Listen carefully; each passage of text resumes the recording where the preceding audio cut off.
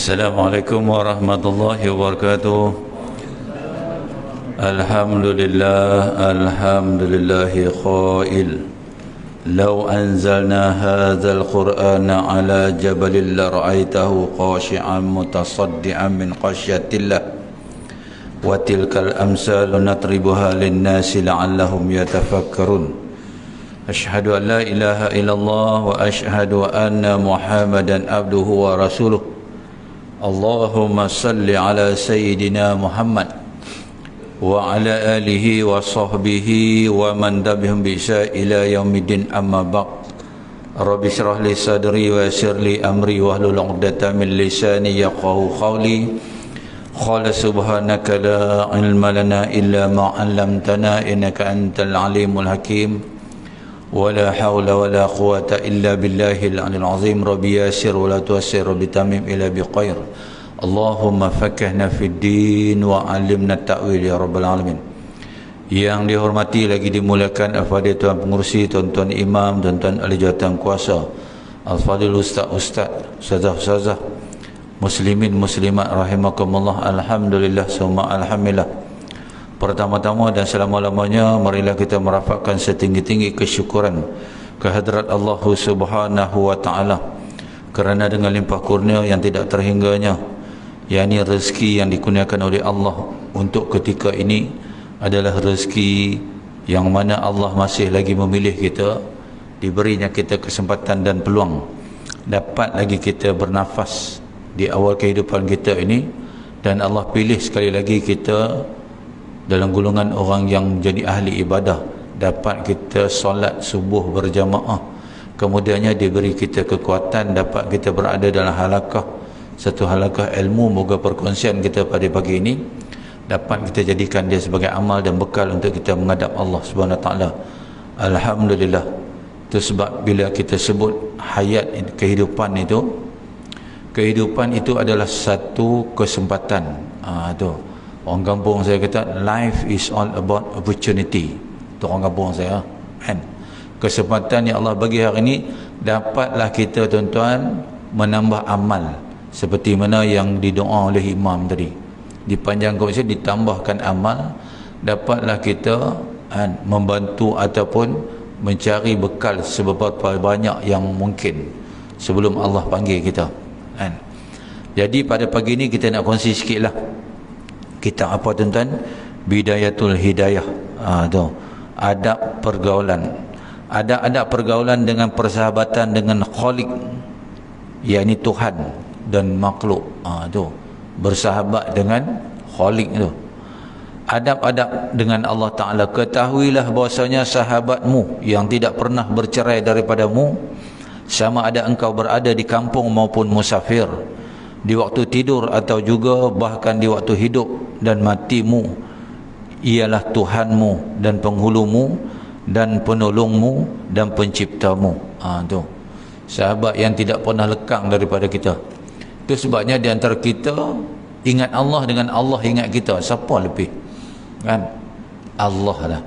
Bila mana kita tidur malam tadi, kita tak sedar pun siapa yang jaga? Allah Ta'ala kan. Itu sebab bezanya orang hidup dengan orang yang mati ni. Yang kata jasad kita, ya bila mana ada ruh, jasad yang tidak ada ruh kan. Bila jasad yang tidak ada ruh, mana kata mati, maka malaikat yang ada pada kita semua habis lari kan. Itu sebabnya bila kita mati, ruh kita keluar je, tidak berapa lama kemudian kita pun terbujur, maka datanglah makhluk-makhluk Allah yang Allah cipta, semutnya, lalatnya, hurung kita, nak tunjukkan kepada apa? Manusia. Itulah sebenarnya kita, hakikat sebenar itulah busuknya jasad kita ni kan. Tetapi bila kita hidup, ruh kita bersama kita, steady je pun kan. Mana kata Allah hantar malaikat jaga. Kita bayang tengok kita tidur malam tadi, bukan kita sedang apa pun. Adakah ulat masuk dalam telinga? Adakah lalat? Tak ada. Malaikat jaga tuan-tuan. Tu. Jadi sebenarnya itulah hakikat kita, ingat Allah Subhanahu Wa Taala tu kan.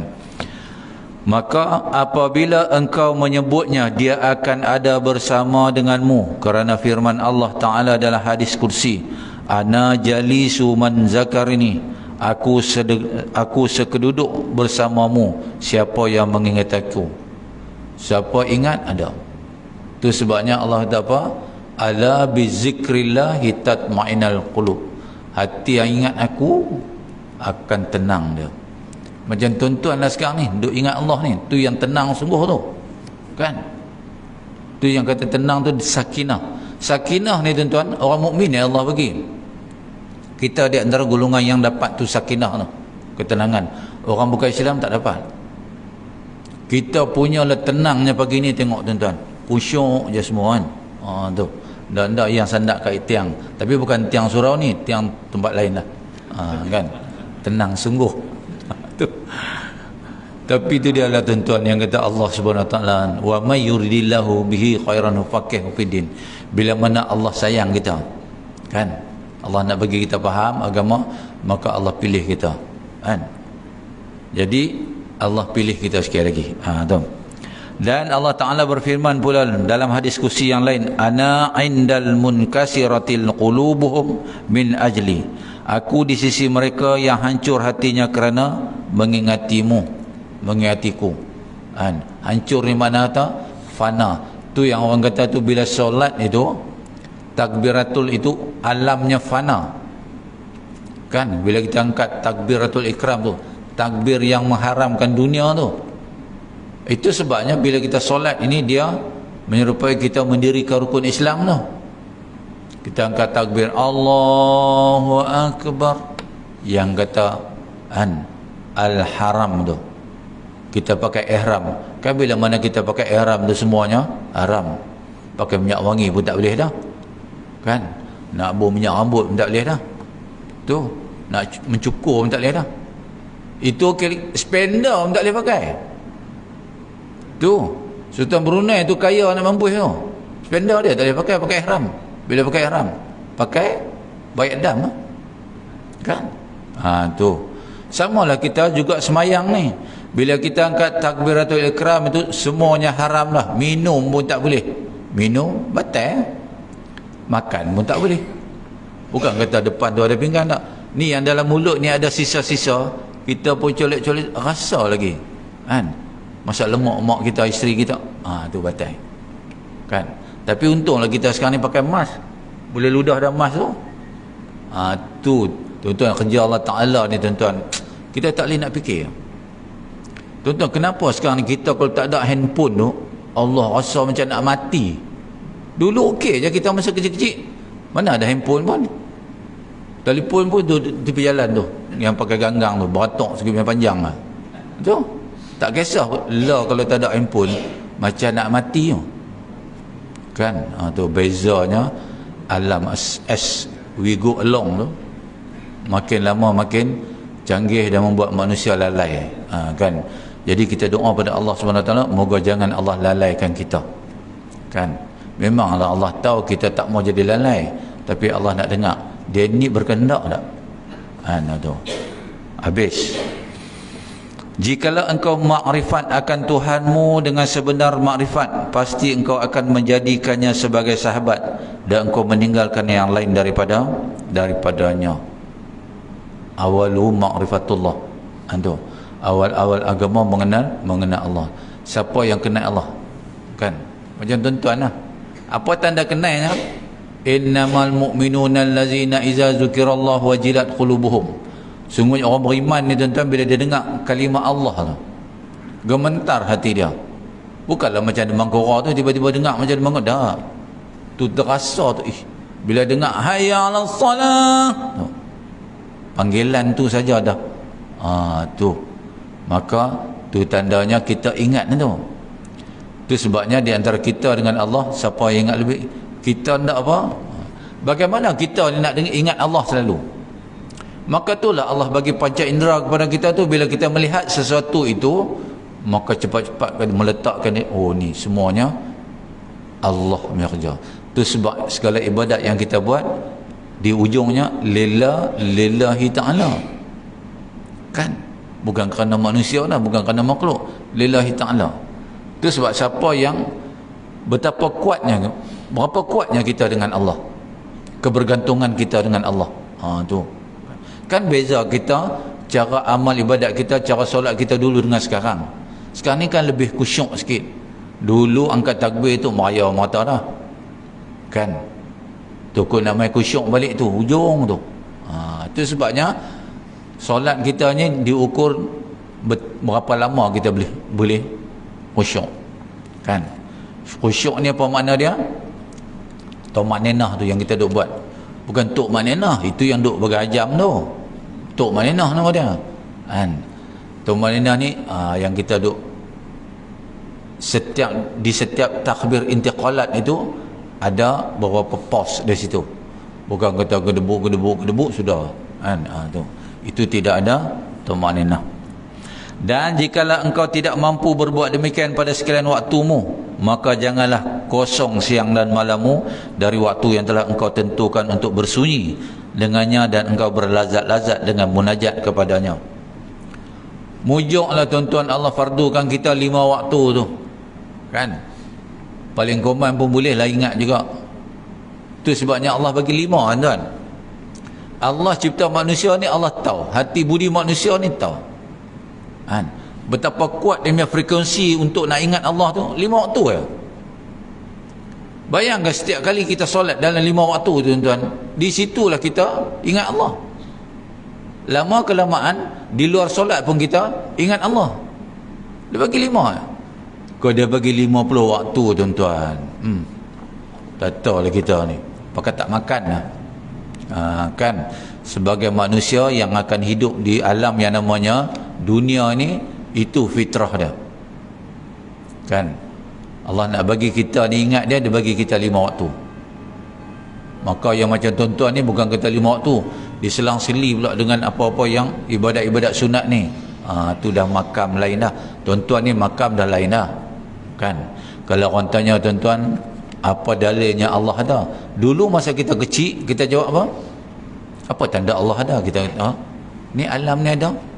Tu dulu kefahaman kita dulu. Sekarang ni kalau orang tanya kita dalil Allahnya ada, kita boleh elaborate panjang-panjang lagi. Kan, tu mana kata adalah kefahaman dan dia punya connection dengan Al-Khaliq itu. Kan. Oleh kerana itu maka sudah menjadi kewajipan supaya engkau mengetahui adab-adab persahabatanmu dengannya. Nya tu siapa? Nya tu Allah. Antaranya yang nombor 1, menundukkan kepala di hadapannya. Kan? Mana kata kita tawaduk, qanaah, zuhud dan wara'. Tu. Tak ada lah kita pun duk dan orang Kedah kita jelangak. Kan? Macam kita pergi KLCC dah tengok. Allah tu. Tu jelangak. Allah suruh kita apa? Pandangan tu tunduk. Tapi janganlah zuhud sangat, jalan punya tunduk sampai belaga tiang. Taklah sampai macam tu.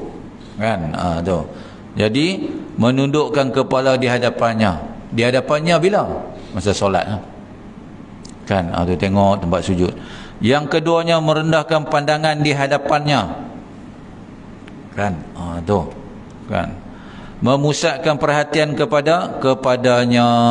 Apa yang kita buat tu dalam solat tu, kita ingat dia setiap baik-baik yang kita baca itu. 4, mendiamkan segala anggota badan. Kan? Tak ada lah orang, ada ke? Tapi di tempat saya tu ada juga lah orang bila semayang tu. Kan? Dia jenis itu. Tak pergi berdiri ke apa? Tu. Dia goyang tu. Saya pun pergi tanya dia. Ji dulu kerja belayang lah. Dia goyang gitu. Dia kata pasal apa? Habis Haji semayang goyang macam tu. Kita tak tahu lah, tak boleh. Kan? Satu hari saya himpit dia dekat tiang. Dia tak boleh goyang lah. Allahu Akbar. Habis. Yang kelimanya bersegera mengikuti perintahnya. Kan? Menjauhi larangannya. Nombor 6. Apa yang Allah larang, kita cubalah hindari. Tu. Nombor 7, tidak menyangkal perbuatannya, tidak menunjukkan rasa tidak puas hati terhadap takdirnya. Tu. Kita sakit, jangan kita rasa apa, Apalah aku asyik aku je sakit. Kan. Kita tak reda dengan takdir yang Allah bagi. Sebenarnya takdir tu, qada dengan yang kata qada dan qadar ini memang telah ditulis di Lauh Mahfuz sana. Bila tu? The moment Allah ingat nak cipta manusia aja, dah ada dah. Perjalanan hidup kita tu semua telah diskripkan oleh Allah Subhanahu Wa Taala. Tu apa yang berlaku tu ada takdir, qada dan qadar. Tapi kena ingat, jangan kita menyalahi takdir. Alah dah takdir nak buat macam mana? Dah. Allah suruh kita berusaha dulu. Kemudian baru bertawakal. Jangan bertawakal dulu. Buat apa pun tak bertawakal lah. Contoh, kita nak kereta. Hubur tempat parking tu tinggal kunci apa semua tu. Aku bertawakal. Itu salah konsep tawakal itu. Kita kunci kereta apa semua, tu baru bertawakal. Tu. Jadi Allah SWT dia tak suruh kita berserah je. Dan kita menyalahkan takdir. Ni takdir buat macam mana? Tu silap kadang-kadang pun kata takdir. Dia naik motor, Jepun buat motor untuk duduk. Yang hampir baring atas motor tu pasal apa? Lepas tu langgak tiang kata takdir. Kan? Salah tu. Kan? Jadi takdirnya macam mana? Contoh nak orang nak kahwin, nak kahwin. Kan? Kahwin dah ditetapkan hari dah nak naik sandin dah. Yang perempuan ni dah tunggu atas pelamin dah. Yang bakal suami ni naik kereta accident. Kan? Habislah dia. Maka tak jadilah bersanding. Tu takdir. Jodoh dia takat tu saja. Kan? Tu. Habis. Yang ke-8-nya mengekali berzikir. Yang ini ingat kepada dia. Yang kita duduk zikir siang malam tu. Kan? Tu. Yang ke-9-nya melazimi fikir tentang kudratnya. Kita duduk tengok satu-satu kejadian musibah tu, kita kata tu sebabnya kadang-kadang musibah mutakhir ni tuan-tuan, benda yang di luar fikiran kita. Tak pernah kita tengok kejadian yang macam tu. Kita pun terus klik, ni kerja Allah Ta'ala. Allah nak tunjuk kudrat dia tu macam mana. Kadang-kadang bukan perkara yang besar pun, yang kecil je. Kita tengok haiwan, Allah. Kita tengok haiwan tu kadang-kadang, kan? Kucing tu datang, kita duduk makan, dia datang tu, dia gelitin, kan? Dia tak apa sebenarnya. Dia bukan nak ayam, isi ayam tu, dia nak tulangnya. Kita ni punya kedekut dengan tulang tak bagi. Sepak dia lagi pula tu. Tergulinlah hamba Allah tu masuk longkang. Kan? Besok di padang mahsyar Allah bangkitkan dia tu. Dia mengadu di hadapan Allah. Ya Allah, ni mamak ni dulu sepak aku. Kan? Lepas tu Allah tanya dia, hang nak apa sekarang? Boleh saya nak sepak dia balik? Kena sepak kita dengan kucing. Berguling kita. Itu sebabnya di atas padang mahsyar tu besok, semua makhluk yang Allah cipta, tak kira dia siapa, semuanya ada di atas padang mahsyar tu untuk mengambil penyaksian dan keadilan. Haiwan cara haiwan dia, ada haiwan dengan haiwan, haiwan dengan binatang, haiwan dengan makhluk manusia, manusia dengan manusia, manusia dengan haiwan.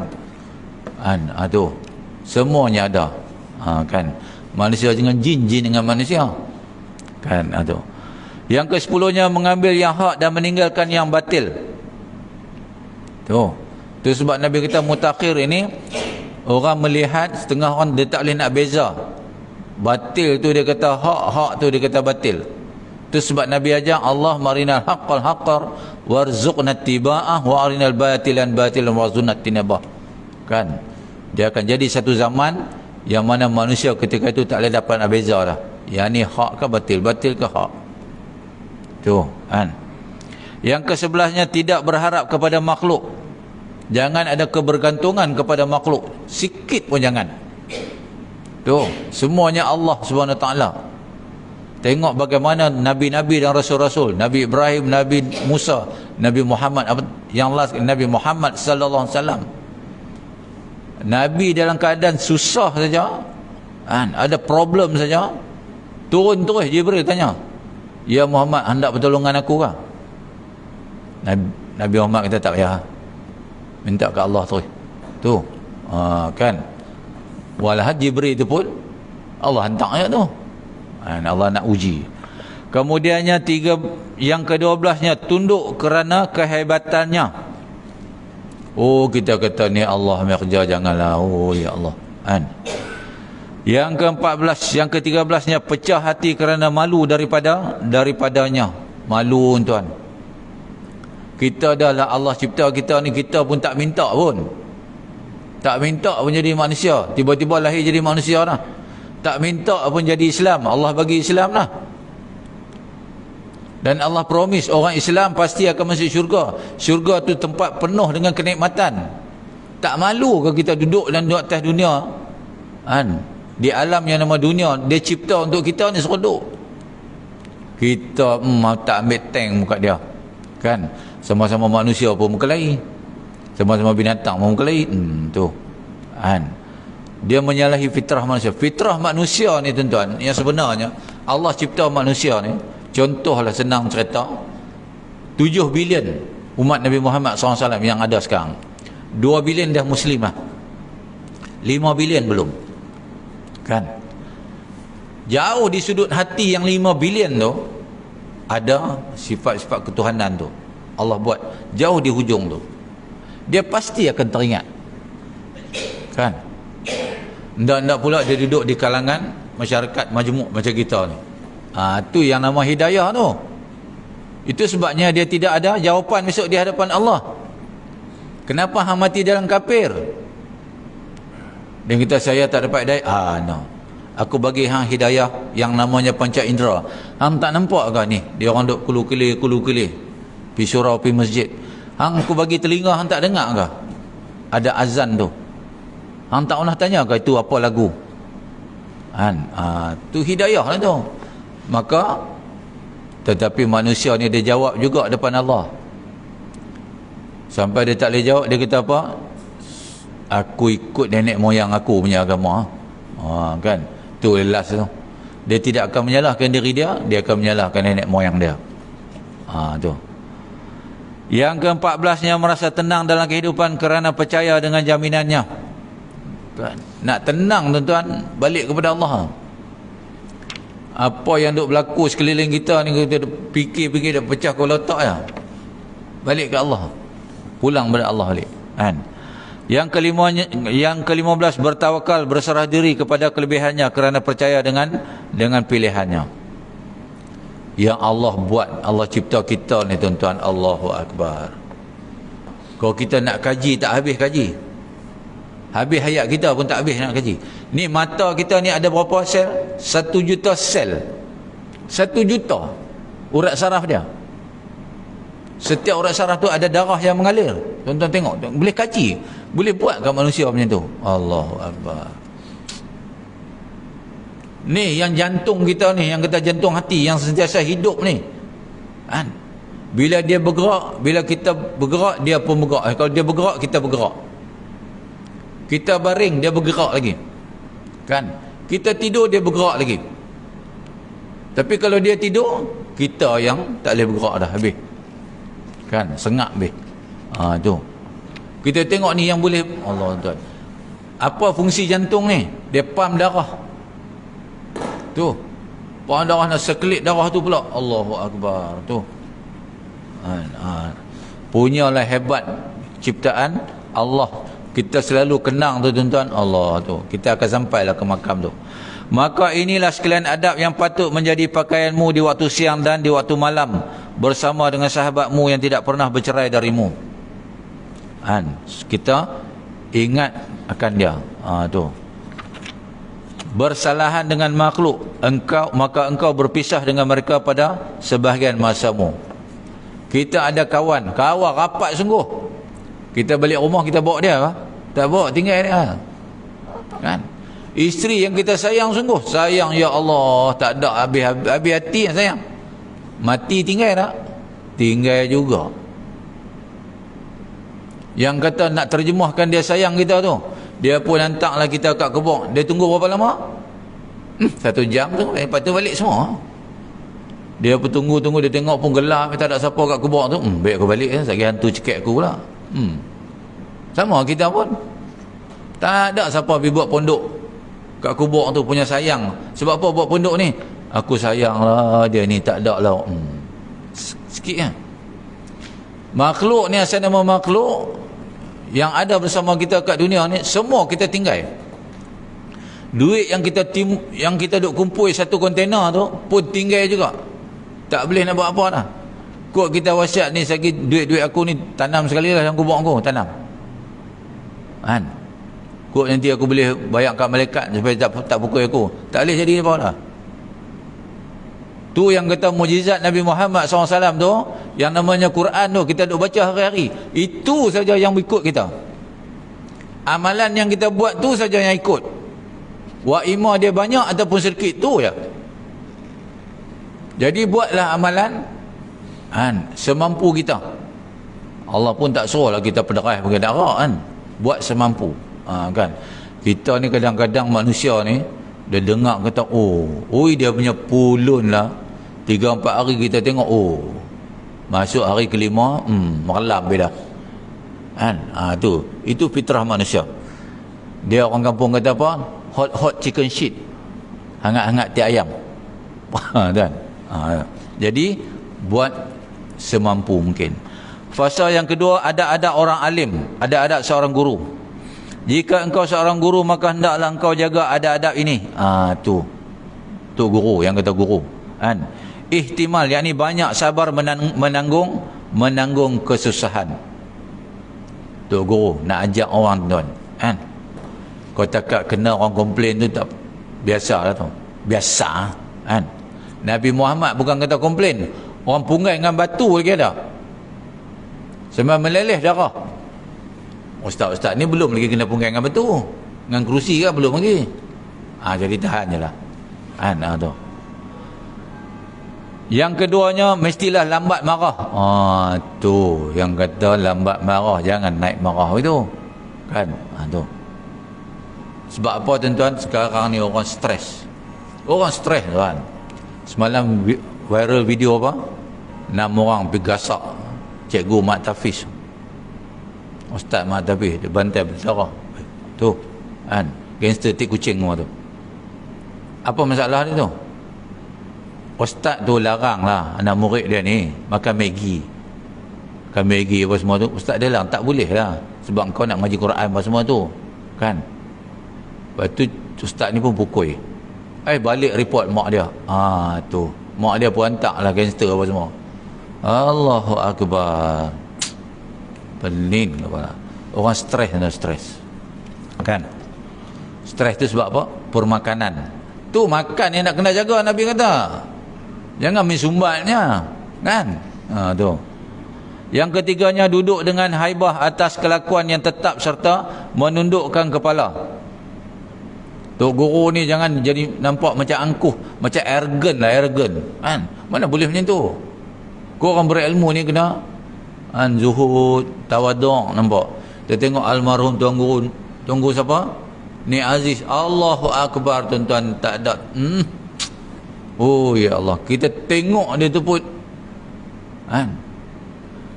Dia ajak dia kuliah, tuan, bukan kita faham sangat bahasa pun.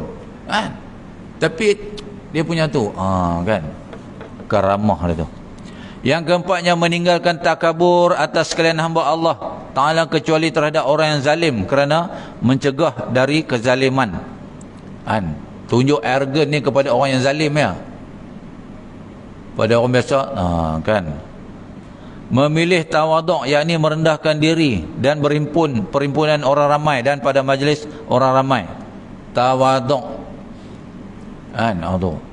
So, kita tengok ustaz-ustaz ni, orang-orang ilmu ni, tengok Allah relax. Siapa dia? Tuan guru Syekh Zainal Abidin Asri tu. Kan? Yang duduk Kedah. Allah. Kan?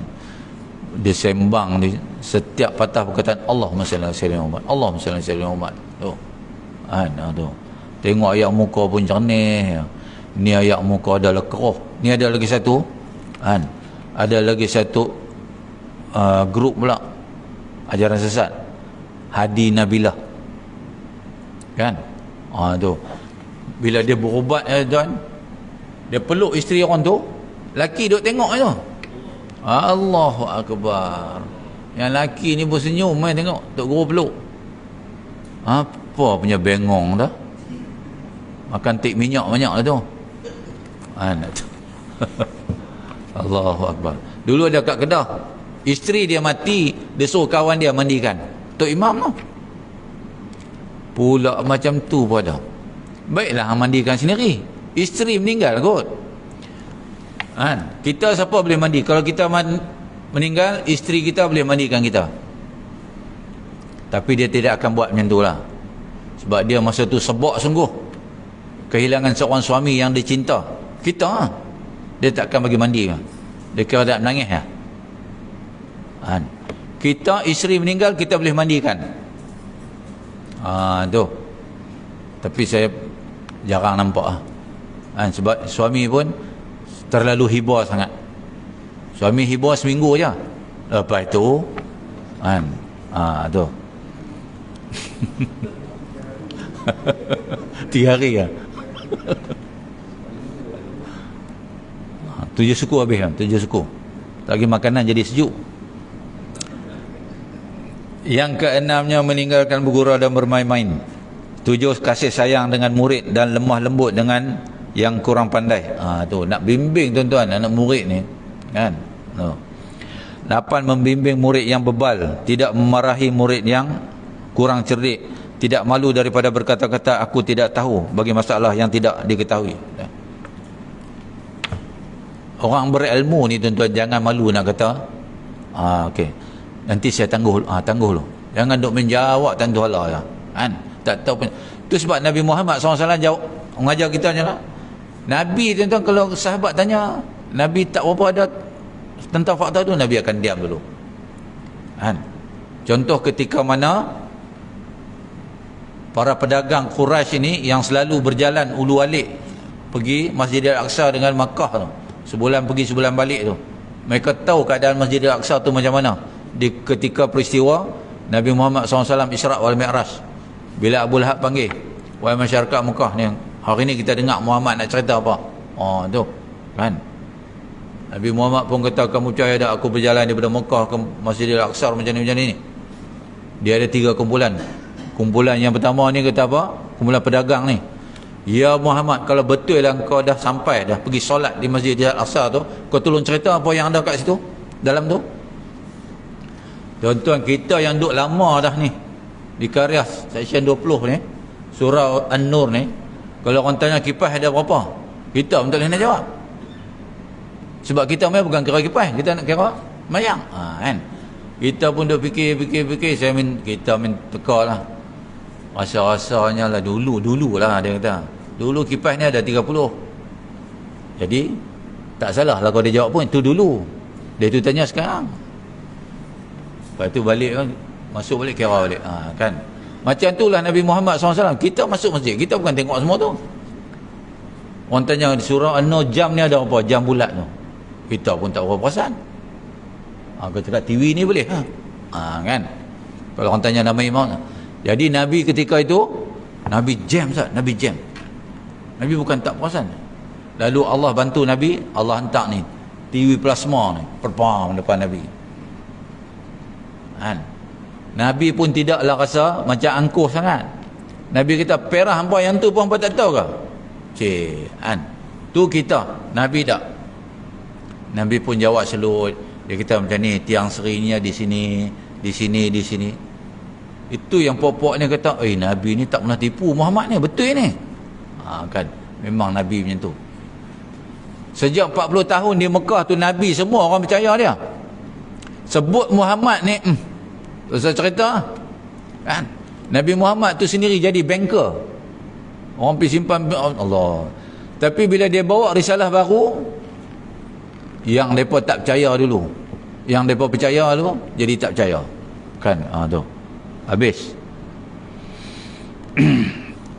Yang ke-11-nya memberikan perhatian kepada yang bertanya dan cuba memahami soalannya dengan baik, menerima hujah dan dalil yang dihadapkan kepadanya, tunduk kepada kebenaran dengan kembali kepadanya ketika ia bersalah, melarang murid dari belajar ilmu yang dapat memudaratkan, melarang murid dari menghendaki yang lain dari Allah Ta'ala dengan ilmunya. Tu macam ada satu tempat lah Baru-baru ni kau tuan-tuan dapat video tu. Ni dia macam mana entah amalan dia. Dia buat-buat macam tu kan. Dalam kotak tu dia buat duit timbul. Kalau macam tu semua lah macam tu. Tu.